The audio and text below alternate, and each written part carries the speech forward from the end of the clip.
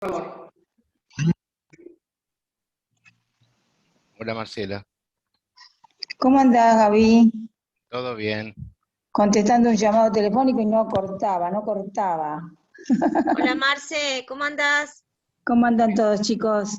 Muy bien. Bien, Marce. Judith, ¿a dónde se la va a poder ver esta Después lo charla? vamos a subir a redes y a la página de las PAT en Ermita. Ah, ok. Gracias. Vos sabés que no me toma mal, pero bueno, no importa. ¿Verdad, Mariela? Sigo. Sí. Ok, bien. Bueno, somos un montón. Qué bueno.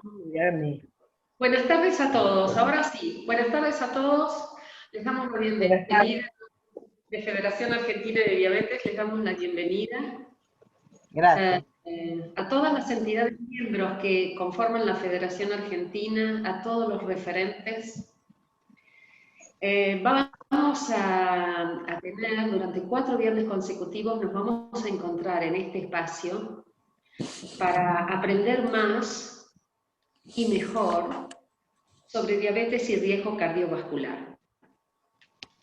Diabetes y riesgo cardiovascular está formando parte de una campaña organizada por otras entidades de pacientes también, por el laboratorio Novo Nordisk y estas entidades de pacientes.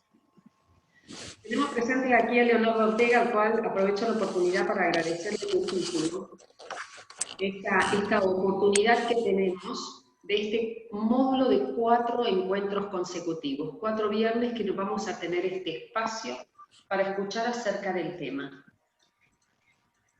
En esta oportunidad vamos a contar también con la presencia del doctor Marcos Baroni. El doctor Marcos Baroni, invitado por Federación Argentina de Diabetes y por Laboratorio Novo Nordisk. Quienes lo recuerden, hace 2 años atrás estuvo en un jardino nuestro. Fíjense ustedes. Por lo tanto, el poder estar cerca de las entidades de pacientes, conocerlas, saber de qué se tratan, cuál es el alcance de la Federación Argentina de Diabetes y demás, yo que tenía ganas de contárselo, doctor, usted lo ha vivido y esa es una buena oportunidad. Así que muchísimas gracias también por su presencia, por dedicarnos su tiempo, su recorrido, su conocimiento académico. Muchísimas gracias. Viernes a viernes vamos a tener entonces esta nuestra cita, durante todo el mes de agosto. Yo le comentaba al doctor Baroni, antes de que ingresaras, Gabriel, que se trataba mucho acerca de, Gabriel, no sé si coincidirás conmigo y el resto de los participantes, que se trataba mucho acerca del pie, por ejemplo, diabético. Se trataba, por ejemplo, el tema de riñón, el tema de vista, como complicaciones derivadas de malos controles metabólicos.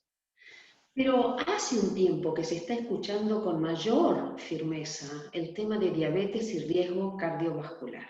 Sí. Entonces, es así como de esa campaña de diabetes y riesgo cardiovascular que yo les mencionaba con entidades de pacientes, agradezco muchísimo a Leo y al Laboratorio Novo Nordisk que nos permite estos 4 encuentros dedicárnoslos a Federación Argentina de Diabetes, FAD y Novo llevando adelante entonces esta parte del proyecto. Sin más entonces, los dejo ya en manos de quien para nosotros es un doc súper, que es el doc Gabriel Listerov. Gaby, te paso el micrófono virtual. Presentar a Gabriel es presentar a nuestro director del comité científico, el director del área de asuntos internacionales de Federación, es director del área del Task Force de la Federación Internacional de Diabetes, es jefe de la unidad del Hospital Santa Marina, es magíster en diabetes, así que para nosotros, Gabriel Listerov. ¿Sí? Gaby, te paso entonces a vos la palabra, ¿sí? Bueno, muchísimas gracias a todos los presentes, Federación Argentina de Diabetes, al Laboratorio Novo Nordisk que nos está acompañando en esta gesta que estamos haciendo. Y ciertamente la enfermedad cardiovascular a nivel internacional ha tomado una relevancia muy importante, a punto que no se hace ya ningún estudio en donde no se investigue el impacto cardiovascular en diabetes. Y entonces sí, vamos a conversar un poquito lo que nos trae, que lo que nosotros llamamos factores de riesgo cardiovasculares. ¿Y a qué llamamos un factor de riesgo cardiovascular? Son los que se asocian a una mayor probabilidad de sufrir una enfermedad cardiovascular. Estos factores de riesgo son la hipertensión, la diabetes, la obesidad o el sobrepeso, el tabaquismo y la dislipemia. Dentro de estos factores de riesgo hay algunos que nosotros le decimos que son modificables y otros factores de riesgo que son no modificables. Vamos a comentar obviamente los factores de riesgo que no podemos modificar. Son la edad, lamentablemente no podemos modificarla, sexo, la etnia, los antecedentes familiares y personales también pesan muchísimo para la posibilidad de tener un evento cardiovascular. Pero sí nos vamos a concentrar en los elementos que son modificables. Hay elementos que sí podemos modificar para disminuir la chance de tener un evento, ya sea cardiovascular, o sea, del corazón, o vascular o renal. Entonces, hay cosas que sí podemos hacer para nosotros poder prevenir esta situación. Es decir, que los modificables son lo que tiene que ver con el estilo de vida, el no fumar, el evitar el alcohol en exceso, el evitar el sedentarismo, el plan alimentario, y eso, y obviamente todos los aspectos psicológicos también influyen muchísimo en estos factores de riesgo coronario. Entonces, con respecto a las personas que tienen diabetes, hay otros factores de riesgo que también son importantes, como la presencia de proteína en orina que nosotros llamamos microalbuminuria, pequeñas cantidades de esta proteína en orina. Normalmente no tienen que aparecer proteínas en orina, y cuando aparecen pueden ser por otras causas, pero también puede ser porque se esté perdiendo esa proteína desde el riñón por un trastorno. También los problemas de retina se consideran un factor de riesgo para tener un evento coronario. Con respecto a la diabetes, podemos decir que hasta el año 1993 no existía nada que nos dijera cuál era el valor de glucemia, porque nos vamos a concentrar ahora. El doctor Baroni va a contemplar algunos otros temas como la dislipemia, la hipertensión, y quiero comentarles yo algunos aspectos que tienen que ver con la diabetes. Les decía que hasta el año 1993 nadie sabía cuál es la incidencia que tenían las distintas complicaciones de la diabetes. Piensen entonces que hasta entonces la medicina no sabía cuál era el valor de glucosa que había que tener para evitar las complicaciones, y prácticamente dirían los maestros de diabetología de aquel entonces que el médico acompañaba al paciente en sus complicaciones. Pero a partir del 1993 se presentó un trabajo, el primer trabajo en personas que se hizo en personas con diabetes tipo 1, en donde se comparaba cómo le iba a la gente que tenía un control intensificado, es decir, buscando valores bien estrictos de glucosa, versus a un grupo de pacientes que se usaba de control, en donde los controles se buscaban unos controles un poquito más laxos. En ese entonces se vieron resultados realmente espectaculares, muy importantes, en donde casi un 57% se evitó en un 57% los eventos cardiovasculares con respecto al grupo que no se controlaban tan bien. Fíjense que el impacto es muy importante, y aprendimos también en ese estudio, con un estudio posterior que se hizo, que se llamaba EDIC, no importa el nombre, pero después se hizo un seguimiento de esos pacientes y se vio que los que tenían un buen control metabólico de inicio, por más que después no tenían un control metabólico tan bueno, disminuían las complicaciones. Y nos quedamos así 5 años pensando que lo mismo que pasaba en diabetes tipo 1 pasaba en diabetes tipo 2. Entonces resultaba muy interesante ese 57% menos, pero 5 años después se presentó un estudio que se vino haciendo con pacientes con diabetes tipo 2 durante 20 años, uno de los estudios más largos y más costosos de la medicina, y ahí con ese estudio, que se llamaba UKPDS, no importa, pero con ese estudio vimos que solamente el 14% por cada porcentaje de hemoglobina glicosilada apenas bajaba un 14% la mortalidad versus el 57% que habíamos visto en personas con diabetes tipo 1. Entonces, aprendimos que en diabetes tipo 2, para evitar los problemas cardiovasculares, no basta solamente con controlar la glucemia. De manera tal que es por eso que acá en este evento vamos a hablar no solamente de los valores de glucosa, que ciertamente son muy importantes, sino otros aspectos que tienen que ver con la realidad y con el aumento de estos eventos cardiovasculares. Ciertamente, comentarles que en nuestro país hemos tenido en Argentina, hay un estudio que se hace desde el Ministerio de Salud de la Nación que se llama Encuesta Nacional de Factores de Riesgo.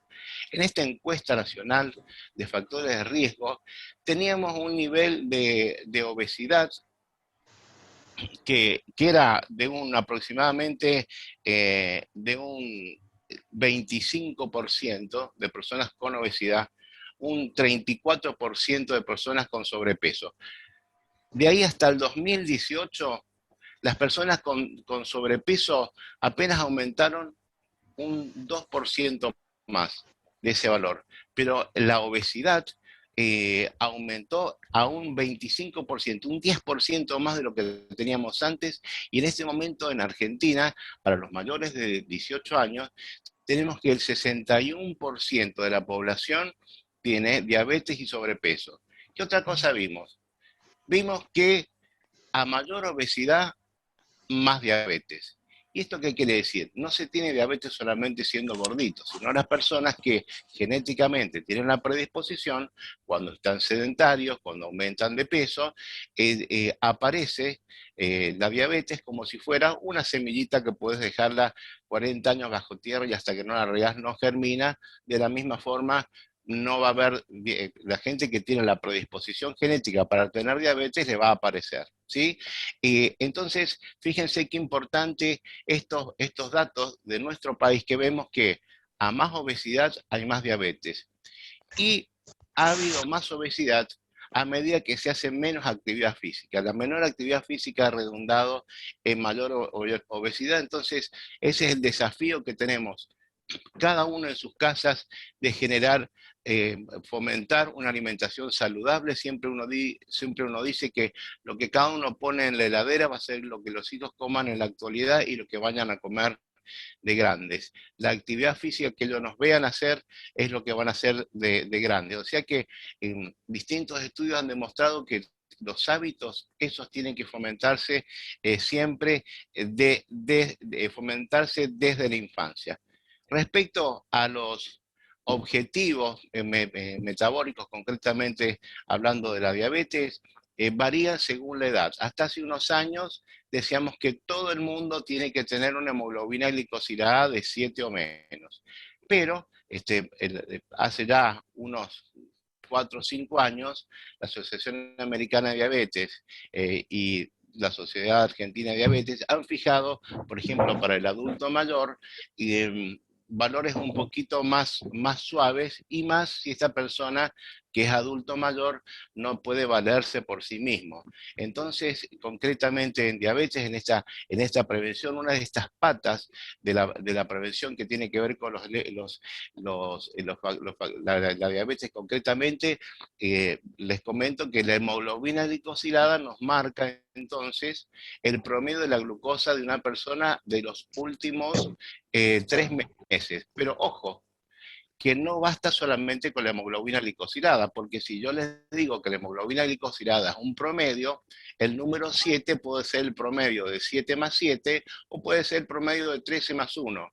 Entonces, también tenemos que tener en cuenta que la variabilidad, o sea, la distancia entre los valores mínimos y máximos del día, tenemos que procurar acercarlos lo más posible.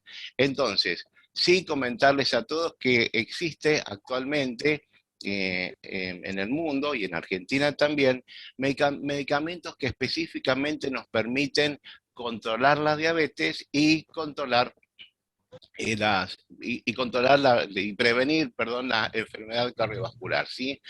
Son 2 grupos específicos de fármacos que el médico que los trata los conoce, se llama los análogos de GLP-1 e inhibidores de SGLT2, no importa, simplemente les comento que existen. Entonces, para las personas que tienen este riesgo aumentado, desde el punto de vista metabólico, tenemos que tener esos cuidados. Y entonces sí, le quiero dar paso al doctor Marcos Baroni, que nos va a comentar de algunos otros factores de riesgo coronario, y obviamente van a haber muchas cosas que son modificables o que nosotros podemos tratar para disminuir nuestro riesgo coronario. De mi parte, por ahora, muchísimas gracias. Gracias, Gabriel. Bueno, continuamos. Voy a compartir pantalla. Cualquier cosa díganme cuando se vea y empezamos a hablar.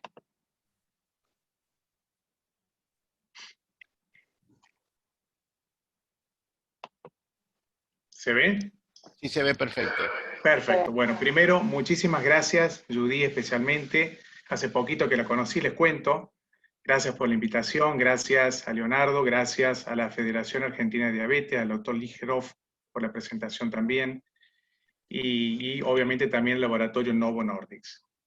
Comentando un poquitito lo que dijo el doctor, y por favor yo quiero que esta sea una charlita totalmente interactiva. Yo voy a hablar como hablo en consultorio todos los días, porque esa es la idea, así que pregunten.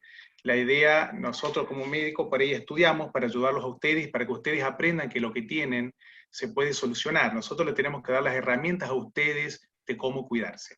Esto es lo que comentaba recién el doctor, que es extremadamente interesante, es la 4ª encuesta nacional de factores de riesgo, de dónde estamos parados en Argentina, y como dijo recién el doctor, lo vamos a ver rapidito, incrementó muchísimo la obesidad, que es una verdadera, se llama también pandemia, ya que estamos en onda de pandemia, esto también es una verdadera pandemia, y obviamente eso lleva acarreado a mayor número también de diabetes, pero también otras condiciones.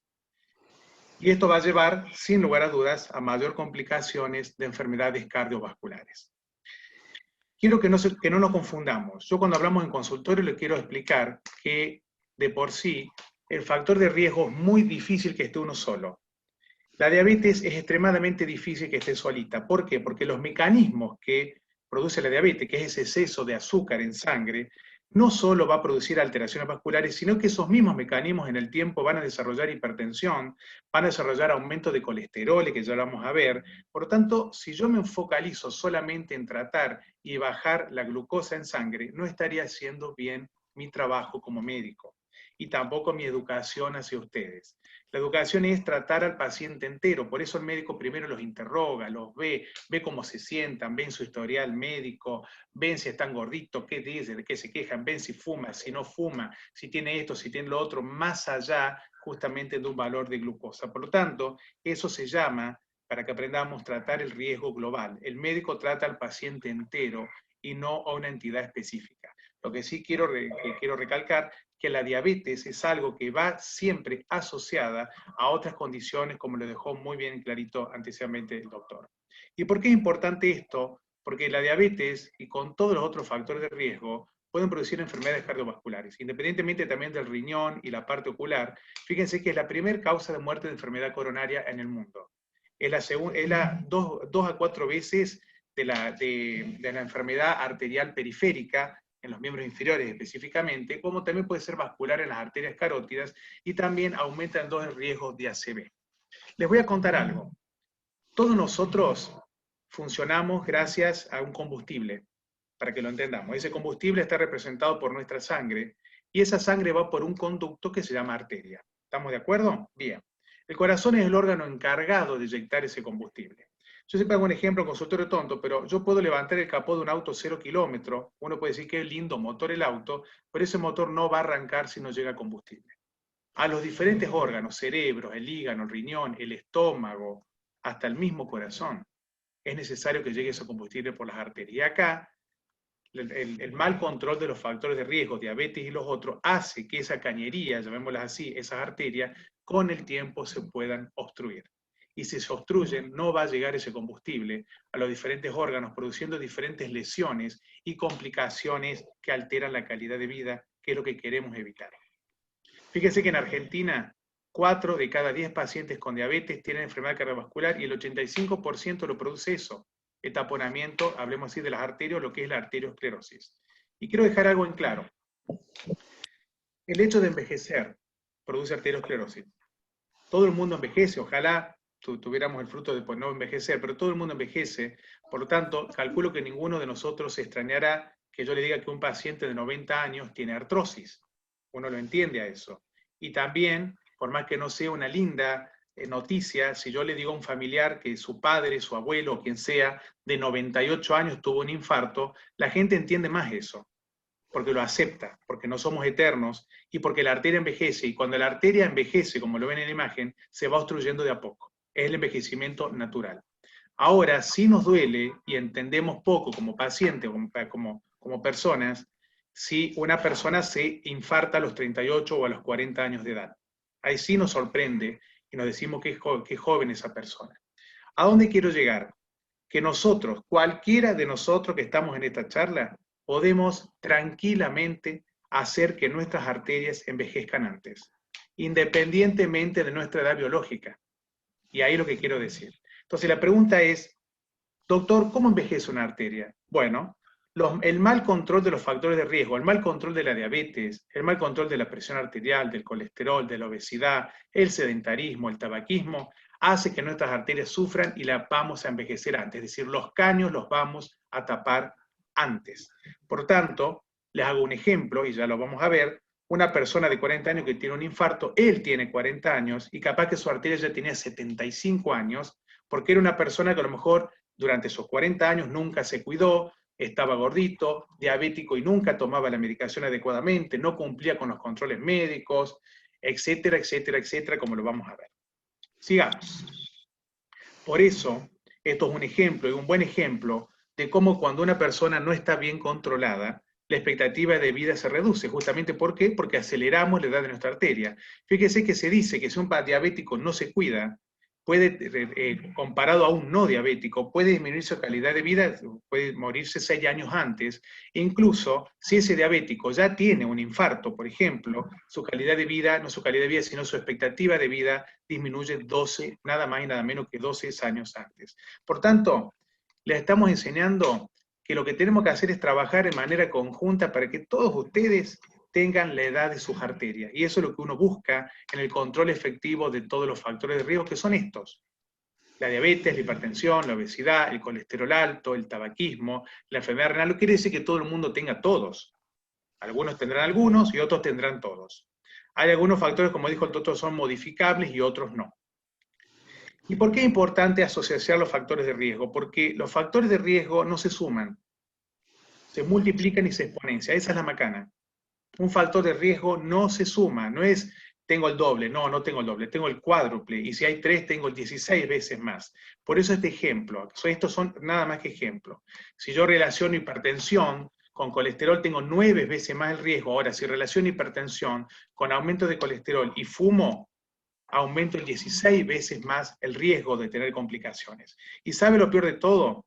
que esto es por ahí lo que la gente no entiende, que por muchos años estos factores de riesgos, incluyendo la diabetes, son asintomáticos. Por eso la gente por ahí no va al médico. Después les voy a hacer una pregunta. ¿A quién le duele el colesterol alto en sangre? ¿O quién sabe que tiene colesterol alto en sangre? Nadie. Por eso insistimos, como médicos, gente venga a hacerse controles. Yo siempre digo a los pacientes que yo soy médico de personas sanas también. No venga fallado al consultorio. Vengan ya preparados a controlarse para cuidarlos. La diabetes está muy relacionada, por los mismos mecanismos que les conté recién, a hipertensión arterial. La hipertensión arterial, los diabéticos, entre el 60 y el 80% de los diabéticos van a ser, si es que ya no son hipertensos. También, como les dije, el mismo desarrollo de diabetes produce alteraciones en todo lo que es el colesterol. Fíjense ahí, uno que se llama LDL, que es el conocido como el malo. Generalmente en los pacientes diabéticos el colesterol malo va a estar alto, que es justamente lo contrario. El colesterol bueno, que es un colesterol que por algo se llama bueno, que mientras más alto esté, mejor es. En los diabéticos generalmente está bajo ese colesterol. Y los triglicéridos, que también son otro tipo de grasa en sangre, que también es un factor de riesgo, en los diabéticos suele estar aumentado. ¿Y por qué es importante conocer todo esto? Porque el riesgo de arteriosclerosis se correlaciona con el mal control, como dije, o el desconocimiento de estos factores de riesgo, porque yo no voy al médico porque me siento bien. Pero de esa manera, a lo mejor tengo colesterol y tengo hipertensión y no lo sé. Y con el tiempo, como les dije, estos factores de riesgo van haciendo que mi arteria envejezca antes. Esa arteria ya tiene una plaquita de colesterol y de arteriosclerosis. Con el tiempo, y si no me hago controles, esa placa va creciendo y sigue creciendo y puede seguir creciendo hasta romperse y obstruirse. ¿Qué estoy representando acá? Que la diabetes y los factores de riesgo relacionados aceleran, como les dije, la edad vascular, por lo tanto las arterias envejecen a edades más tempranas que en mi propia edad. ¿Y esto qué va a producir? Puede producir una complicación como un infarto, que es la obstrucción abrupta de una arteria que lleva sangre al corazón.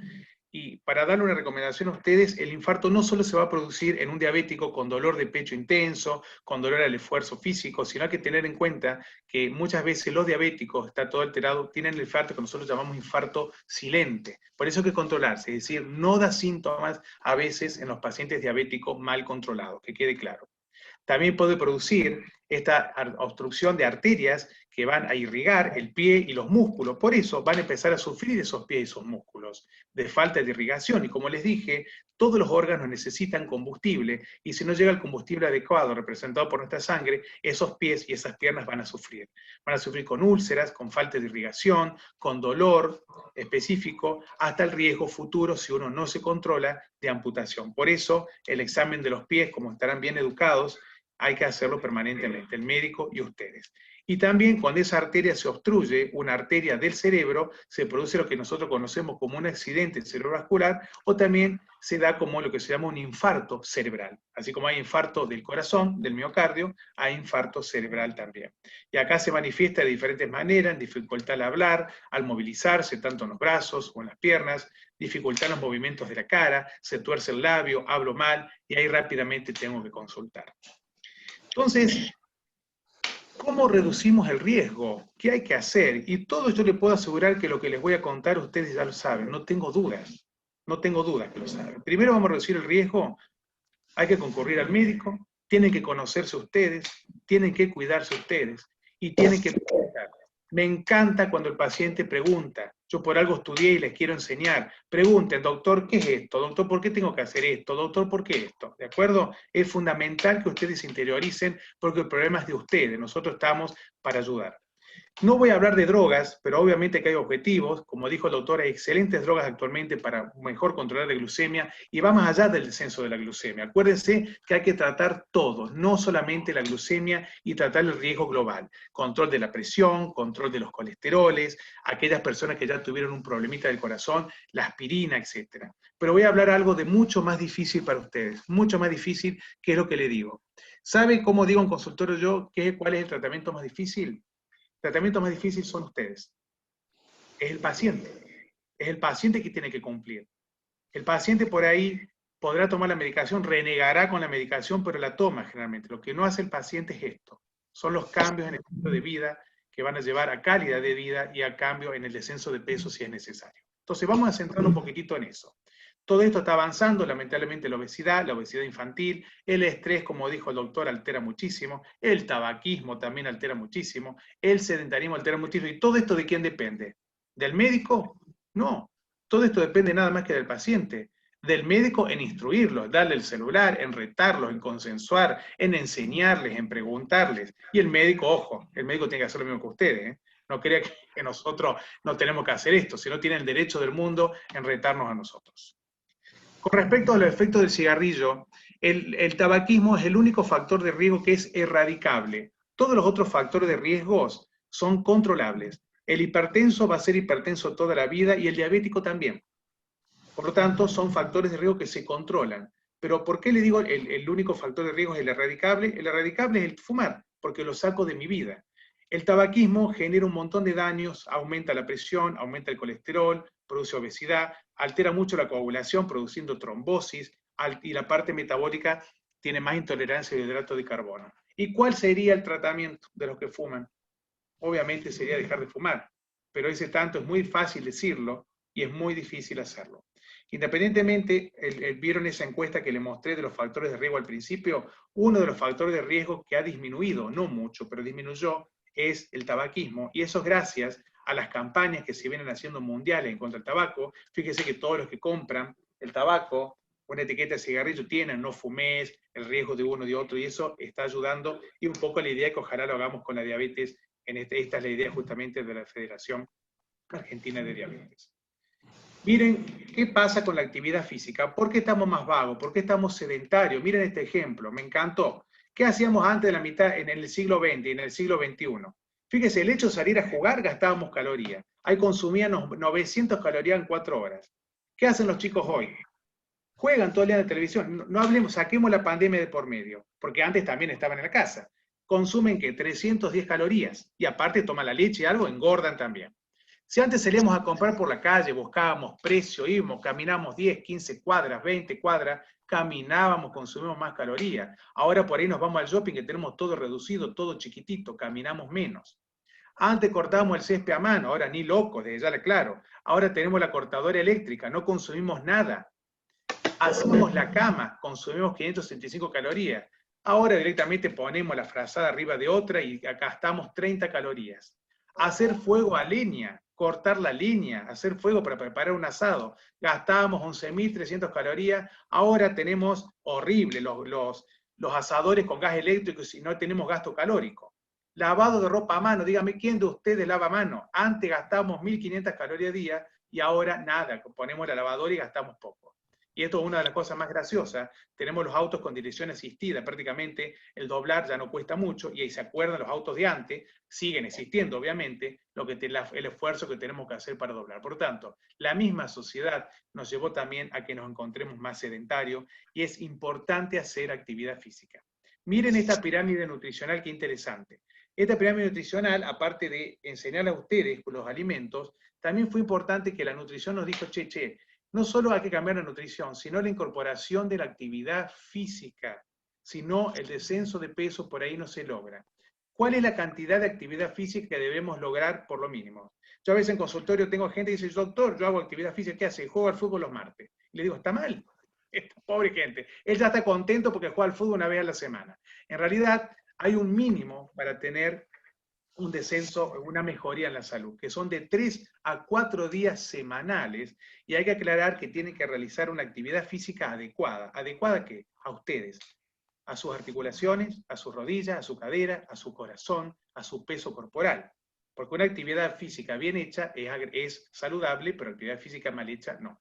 Y no me hagan trampa, no hagan esto, porque esto se puede conseguir en cualquier lado. Por lo tanto, hay una solución vertemusculoso, esto no lo compren porque no se los acepto, por lo tanto, tienen que salir sí o sí a hacer actividad física. Continuemos. Sí o sí, sería importante, y sé que en la página de Federación Argentina de Diabetes tienen mucha información sobre nutrición, que ustedes, en realidad, y la dirán los nutricionistas, realmente el diabético puede comer de todo. El diabético, yo siempre hago una pregunta en consultorio, ¿el diabético puede comer torta? Y la mayoría me dice, no. Y yo digo, sí. El diabético se tiene que cuidar del consumo excesivo. ¿Pero por qué no puede comer un pedazo de torta? Si no, es muy amargado todo. Ahora, si el diabético se come un pedazo de torta, bien. Si se te come la torta entera, está mal. Eso es lo que no entienden. Eso es lo difícil del equilibrio. Y cuando uno equilibra es muy interesante porque sigue disfrutando de las lindas cosas de la vida, obviamente. Sigamos. ¿Cuál es el beneficio de pérdida de peso? Se dice que si uno disminuye entre el 5 al 10% de peso, logra muchísimas condiciones más. Disminuye el riesgo de diabetes, disminuye la mortalidad, mejora el colesterol, mejora la presión arterial y mejora la calidad de vida. Por eso les digo yo les hago una broma.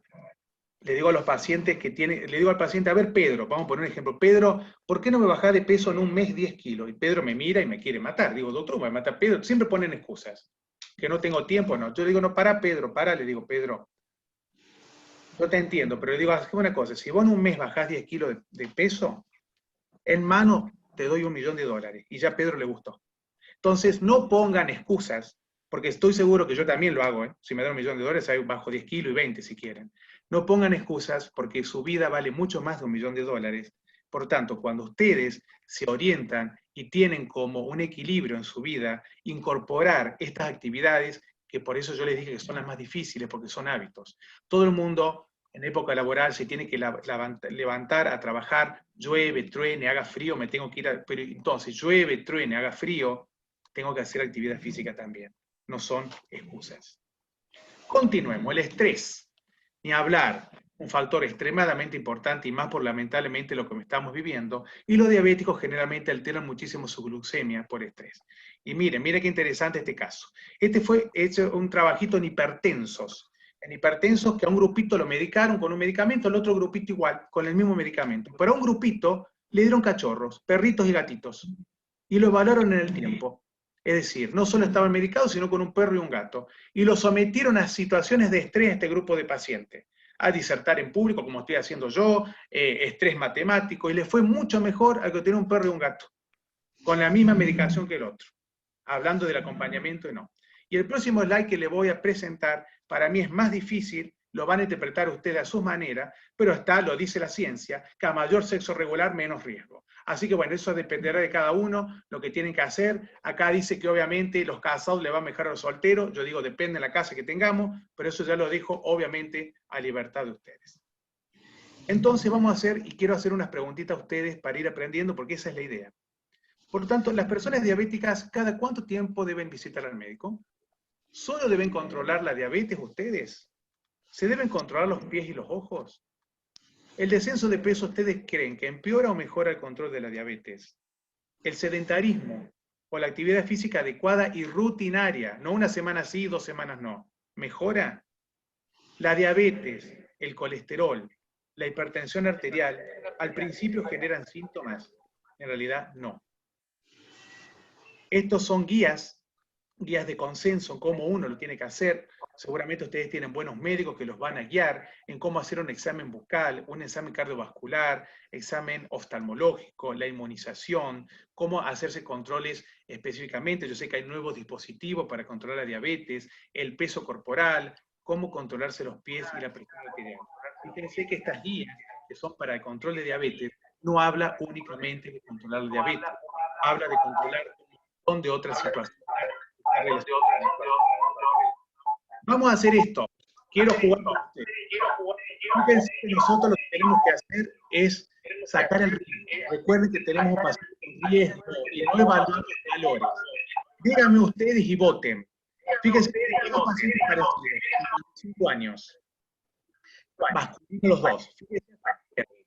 Paciente de 55 años, sexo masculino, no sanitario, tiene sobrepeso, tiene colesterol normal, un colesterol de 175, totalmente normal, y es diabético.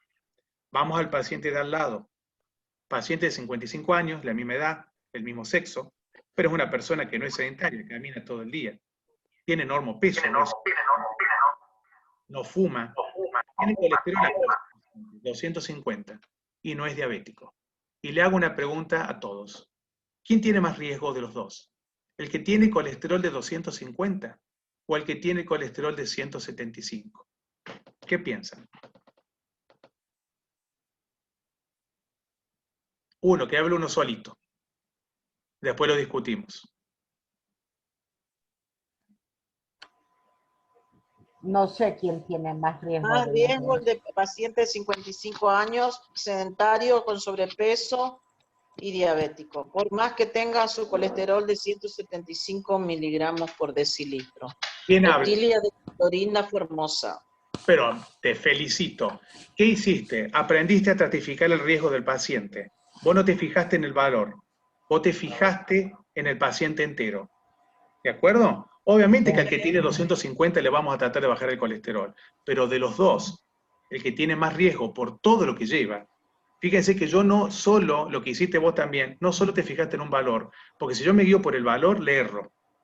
Me fijo en el paciente entero. Y eso es lo que tenemos que hacer y lo que tienen que hacer ustedes.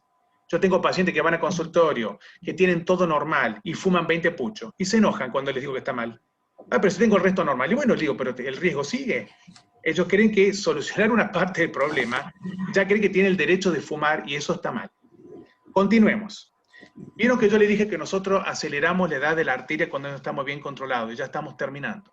Y esto es un ejemplo real. Es ejemplo de la edad biológica de uno con la edad del corazón o la edad vascular. Y hay un cálculo, el numerito que está abajo, que se llama Framingham edad de calcular, se hace. Miren cómo cambia la edad de uno, la edad vascular. Tengo el primer ejemplo, un hombre de sexo masculino, 45 años, que tiene antecedentes de que es fumador, es hipertenso, maneja 115 de presión, es diabético y tiene un peso saludable. Cuando uno le saca y pone todos estos datos en la computadora, esa persona, con todas esas condiciones de riesgo, representa su edad vascular de 75 años. ¿Qué significa? Que por más que él tenga 45, sus arterias son similares a las de una persona de 75 años. Por lo tanto, tiene más riesgo de tener complicaciones a los 45 años. Y una mujer, otro ejemplo, mujer de 50 años que no fuma, tiene una presión alta, 14,5, un poco más, es diabética y es obesa. Cuando ponemos todo eso en el calculador, dice que esa mujer representa al riesgo que tiene una mujer de 85 años. Les vuelvo a repetir, todos nosotros podemos acelerar la edad de nuestra arteria y también todos nosotros podemos hacer que nuestra arteria tenga nuestra edad. Y esa es un poco la idea de cuando ustedes van al médico, cuando se controlan, y especialmente, gente, cuando hacen el tratamiento más difícil de todos, que son ustedes, de incumplir con los parámetros de seguridad. Entonces, de ahora más, pregúntese a ustedes, pregúntele a su médico, ¿cuál es la edad de mi corazón, doctor? ¿Cuál es la edad? Y trabajemos en que la edad de tu corazón sea tu mejor edad, la edad biológica tuya. Ya termino. Fíjese, está todo relacionado, este es un lindo trabajo en pacientes diabéticos, que a un grupo de pacientes diabéticos le dieron tratamiento para diabetes. Y a otro grupo le dieron tratamiento para diabetes, pero también le exigieron otras cosas, caminar, nutrición, bajar el colesterol, tener una vida menos estresante, y lo siguieron nada más y nada menos que a lo largo de 21 años, e iban viendo cómo se complicaban las cosas o cómo no se complicaban las cosas. Fíjese la diferencia. En aquel grupo de pacientes diabéticos, con las mismas drogas que tenía el otro grupo, pero haciendo las cosas bien, tratamientos no farmacológicos, tuvieron una expectativa de vida comparado al otro grupo que solo se dedicó a modificar un solo hábito, ganaron 8 años más de vida. Por lo tanto, hicieron que sus arterias tengan un poco más su edad biológica y no acelerar el envejecimiento vascular. Por tanto, el tratamiento integral va mucho más allá del tratamiento de la glucemia y mejora, por lo tanto, el riesgo global. Muchísimas gracias. Gracias, Doc.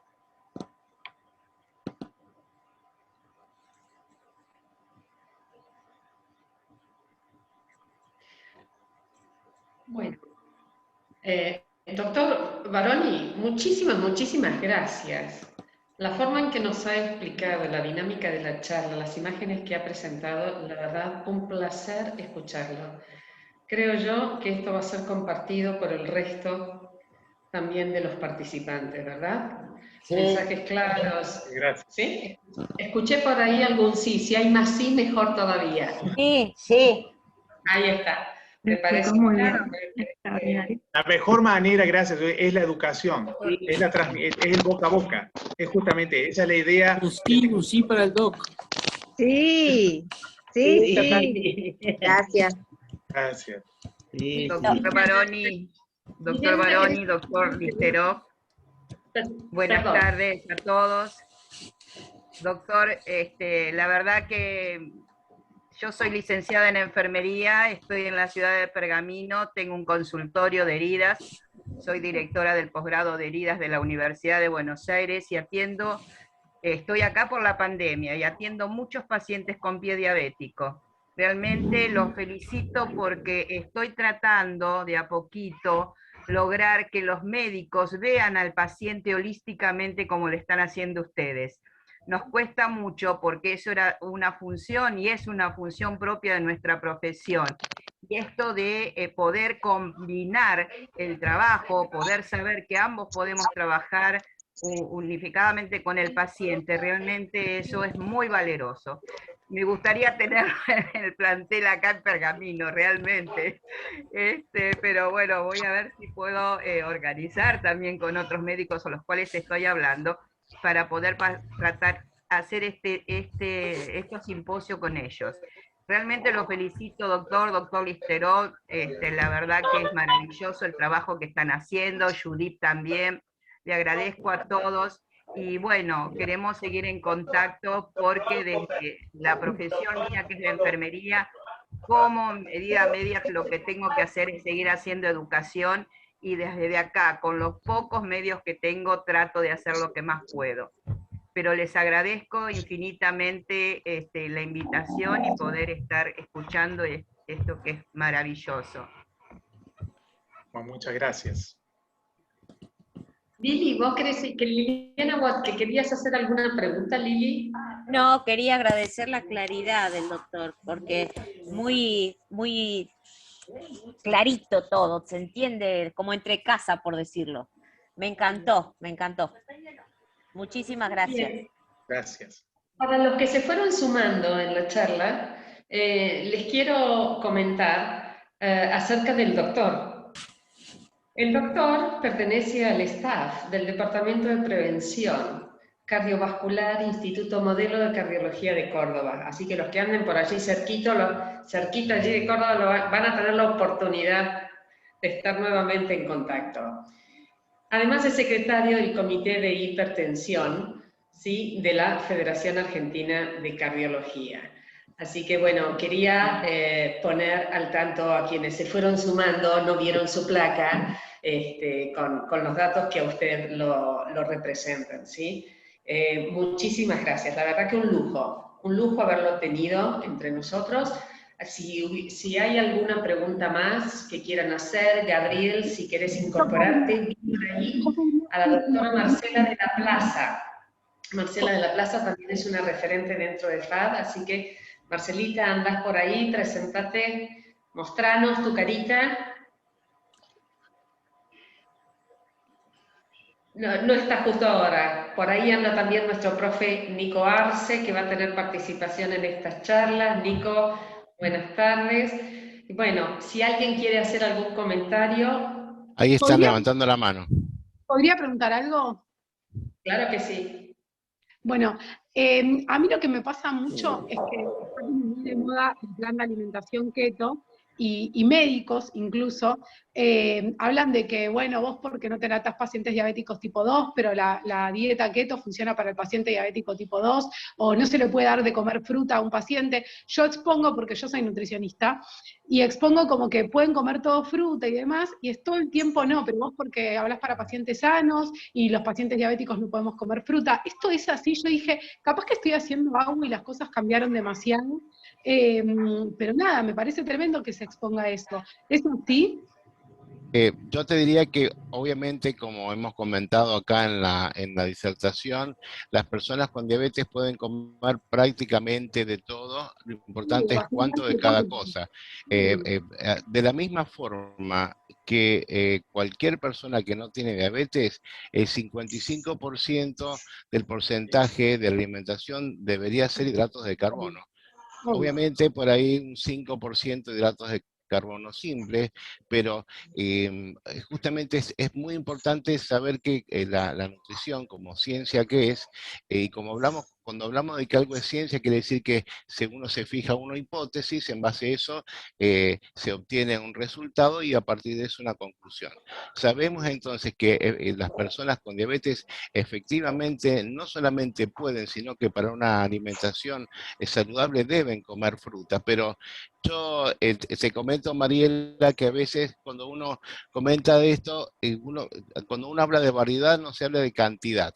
Entonces siempre resaltamos del consultorio que si una persona compra un frasco de dulce con la mitad de las calorías y come el doble, es como si comiera un dulce común, ¿sí?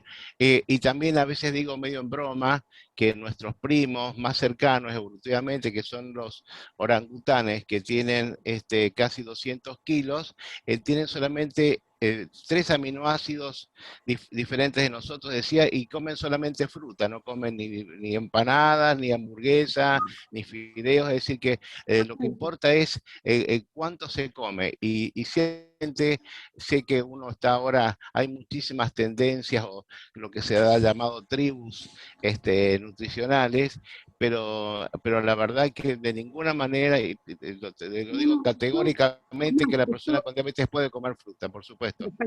No, estoy completamente de acuerdo con todo. De hecho, cuando me dicen, porque tengo todo, tengo colesterol alto, no te preocupes, que bajando de peso y cambiando hábitos y estilo de vida, va a mejorar todo lo del laboratorio.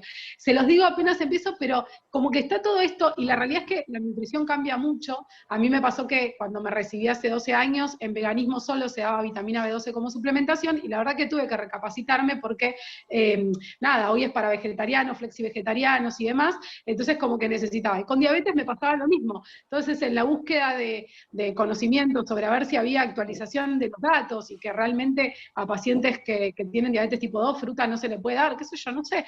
Entonces, bueno, con el afán ese quise hacer este Zoom, pero bueno, es lo mismo que yo sabía, lo que supuse y lo que estoy transmitiendo, pero quería que me lo digan médicos especialistas en el tema. Bueno, muchas gracias. Tenemos la posibilidad de presentar, doctor Baroni, a la doctora Marcela de la Plaza, que sí, ahora está por acá. Así que, Marcelita, ¿querés sumar algo vos? ¿Querés algún tip o algo sumar también?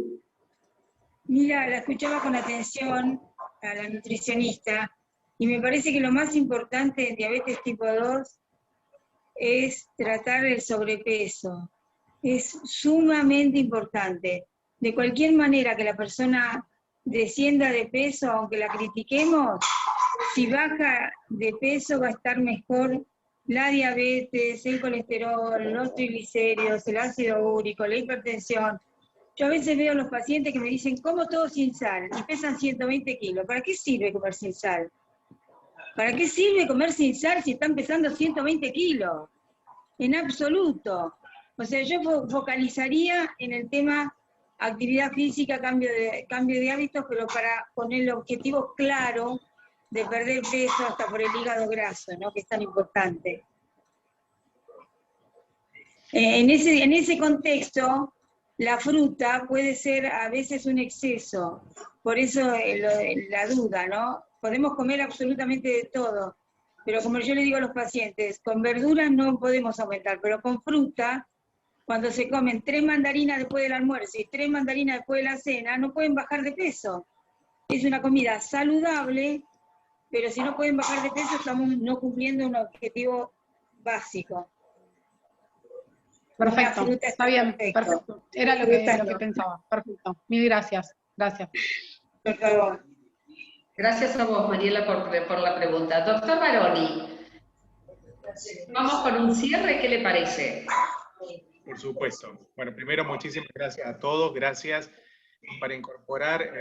Vos, Judy, me dijiste al principio que siempre los diabéticos se trataba de ver la parte microvascular, y obviamente hay que verla, la parte ocular, la parte del pie, el riñón, y que por suerte me dijiste se tengo por la parte cardiovascular. Es verdad que los pacientes diabéticos en realidad es muy complejo porque, como les dije, tienen la unificación de otros factores de riesgos asociados. Entonces, la idea que cuando ustedes tratan todo, fíjense que acá no se habló tanto de el valor de la diabetes, sino el tratar el tratamiento global, sobrepeso, presión arterial, colesterol, sedentarismo, estrés, tabaquismo para el que fuma. Por tanto, como le dijimos anteriormente, piensen en la edad de su arteria. ¿Todo el mundo puede acelerarla? Sí. la idea es trabajar de manera conjunta para decirle a sus médicos y ustedes, porque la responsabilidad son de ustedes. El médico les puede decir un montón de cosas, pero en la casa son ustedes los que tienen que trabajar y cumplir esas normas. Teniendo calidad de vida, yo a nadie le prohibiría comer un asado o comer una fruta, siempre y cuando acaban de escuchar a la nutricionista, acaban de escuchar a Marcela de la Plaza, lo que tiene que hacer y coordinar. Así que la idea es envejecer de una manera grata, de acuerdo a mis arterias. Yo no puedo tener 20 años, lamentablemente, pero por lo menos quiero que las arterias tengan mi edad. Así que trabajemos en eso, que trabajen en conjunto, piensen que tienen que trabajar todos juntitos, y el tratamiento, como les dije, y a todos les digo, más difícil son ustedes, porque es la voluntad, la tienen que poner ustedes. Puedo asegurar que la calidad de vida, que es lo que uno busca, va a ser muy superior. Bien, doctor, muchísimas gracias. Quedan entonces, a ver, vamos recuperando un poco el espacio en el sentido de lo que viene, ¿verdad? Hoy hemos contado con la disertación del doctor Baroni, la presentación del doctor Gabriel Listerov. Muchísimas gracias por haberse hecho presente también a todos los participantes de las entidades. Quedan todos invitados para la próxima reunión, el próximo viernes, a la misma hora, nos vamos a volver a encontrar. Pero estando Nico por ahí abajo, Nico, ya vamos con la sorpresa de que la próxima también va a colaborar con nosotros el profesor Nicolás Arce desde la actividad física, y vamos a tener como invitado, ¿sí? Nosotros la jugamos de locales, de anfitriones, vamos a tener como invitado a Sergio Verón, al profe Sergio Verón. Sergio Verón. ¡Ay, qué bueno! Sergio Verón pertenece al grupo del doctor Cormillot, así que muy conocido, quienes hemos visto en alguna oportunidad hemos visto la televisión, cuestión de peso y demás, lo hemos conocido a Sergio Verón. Los esperamos. Esta es nuestra cita. Que tengan un maravilloso fin de semana. Leonardo, ¿querés agregar algo vos que estás ahí calladito? Gracias, Judy. Gracias. No, bueno, agradecer a todos por la asistencia y la permanencia, ¿no? Estamos conectados desde el comienzo y es muy entretenido. Bueno, y los doctores realmente dieron una clase magistral. Hermoso. Y bueno, Leo, entre todos también te damos un gracias enorme a vos. Señores, buen fin de semana. Gracias. Gracias, Judy. Gracias. Para todos. Nos despedimos todos acá. Un aplauso para los dos que tuvimos, la organización y demás. Marielita, que anda por ahí. Qué maravilloso, señores. Acá estamos. Bravo. Gracias. Gracias. Gracias por todo y un abrazo a Marcela de la Plaza. Gracias. Beso para todos. Gracias. Hasta luego. Chao, hasta luego. Hasta luego. Chao, chao. Gracias, Judy. Gracias, Doc.